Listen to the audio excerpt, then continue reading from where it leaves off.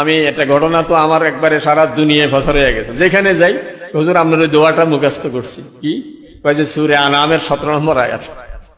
এটা সারা দুনিয়ায় কেমন যেন মানে এটাই বেশি প্রচার হয়ে গেছে। যে আমার একজন খুব পরিচিত লোক, আপন লোক, ওনার মারাত্মক ক্যান্সার, ইন্ডিয়া থেকে ঘুরে আসছেন, বলতেছে যে কোনো চিকিৎসা নেই। আমি পরে ফোন দিলাম ওনাকে, বললাম যে কি অবস্থা, কাজে আলহামদুলিল্লাহ ভালো আছে। কিন্তু অবাক হয়ে গেছে, এরকম যাকে ডাক্তার ফেরত দিয়েছে উনি এখন ভালো আছে। ক্যান্সার তাও পাকস্থলীতে ক্যান্সার, মারাত্মক জায়গাতে। বলে ভালো আছি কিভাবে, কয় যে সূরা আনআমের 17 নম্বর আয়াত, ওয়াইয়ামসাসকাল্লাহু বিদুররিন ফালা কাশিফা লাহু ইল্লা হু। যদি কোনো বিপদে পড়ো তো বিপদ থেকে আল্লাহ ছাড়া কেউ উদ্ধার করতে পারবে। আর ওয়াইয়ামসাসকা বিখাইরিন ফালা ফাহুয়া আলা কুল্লি শাইইন কাদির। ওয়াইয়ামসাসকাল্লাহু বিদুররিন ফালা কাশিফা লাহু ইল্লা হু ওয়াইয়ামসাসকা বিখাইরিন ফাহুয়া আলা কুল্লি শাইইন কাদির।